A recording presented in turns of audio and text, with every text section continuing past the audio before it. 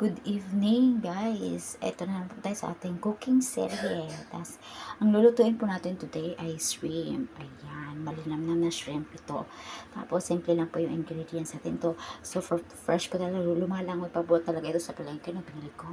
Meron tayo ditong lemon, spring onion, ginger, tapos ulo ng spring onion, tapos ito yung sauce, tsaka yung cilantro. So, yung nilagay ko sa sauce is sugar, oyster sauce, light soy sauce, at saka nakalimutan ko pala, meron pa palang lagyan ko pa pala nito white pepper, sugar, ganun. Yun lang yung nilagay ko dyan. Next ko na yan siya para diretso ko na siya ilunod kasi madalian lang to, kasi alam mo, kailangan hindi mo siya dapat lutuin masyado yung shrimp kasi didikit yung balat, yung skin niya sa niya sa laman. So, mahirapan kang tanggalin. Unlike kung tutuin mo lang siya ng insakto, mabilis mo lang siyang tanggalin. Tapos yung partner ko dito, tsaka meron pala tayo itong tubig kasi maglalagay tayo para hindi siya masyadong dry. Tapos, ayan, ito yung mix vegetable ko na medyo may soup yan.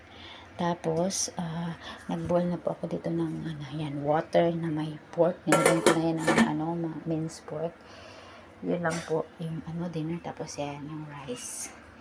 Ayan, iluluto na natin itong kasi parating na yan sa iluluto natin yung shrimp natin. Tapos samantala, yung natin, yung gulay natin is naka-ready na pag-boil. Tapos ilagay lang to, serve hot na yan siya.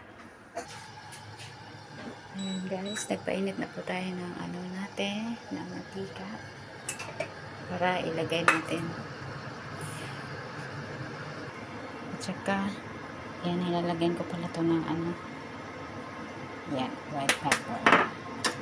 Para diretso ng ibuhos yan mamaya guys. Ayan, pata na to. Ayan, mainit na nga. Yan natin. Diba? Isa-isahin lang natin hanggang sa mag-aromatic. Saka natin ilalagay ang ating mga ayan. Lagyan natin ang ating shrimp.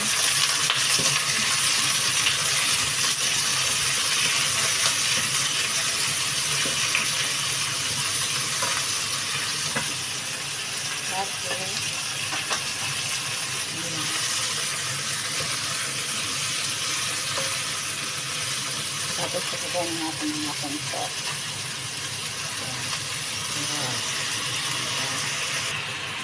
Tapos lagyan na natin ng konting tubig para hindi siya agad mag-dry. Similan natin yan ng konti hanggang sa maluto na yung ating shrimp.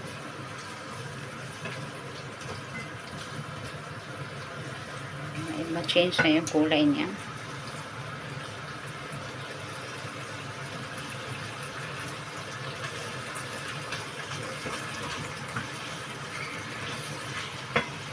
Tapos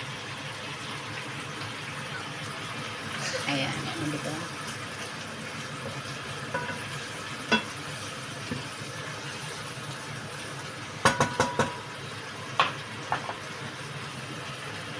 Kapag muna natin ang saglit. Ilang minuto lang. Tapos, ayan. Nasunod. Uy!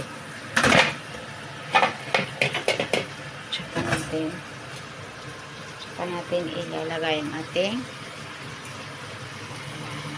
tapos maraming cilantro at ating dahon ng sibuyas, ganyan. Tapos inagkasmekos na natin yan. Inagkasmekos na natin.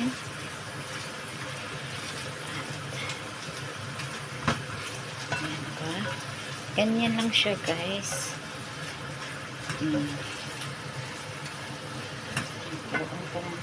Napakasarap ng shrimp. Tikiman time na. Ipi-plating lang natin. Ayan. Tikiman na guys. Tingnan nyo naman. O, diba? Ang sarap. Ang sarap. At saka malinamnam to. Tingnan natin yan.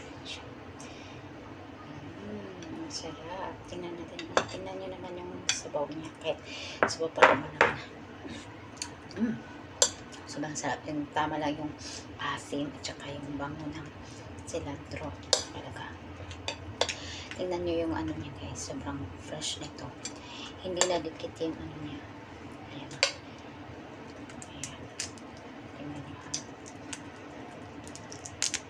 Tingnan nyo man. Diba? Hindi siya nadikit. Diba? Mabilis mo lang siyang tanggal. Diba? Pero masarap pa rin ito sipsipin. Ay. Ayan. Gusto niya. Ang sarap na lahat.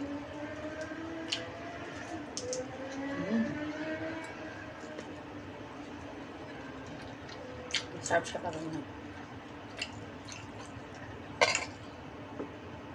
May sauce o walang sauce. Sarap talaga sa sipan na.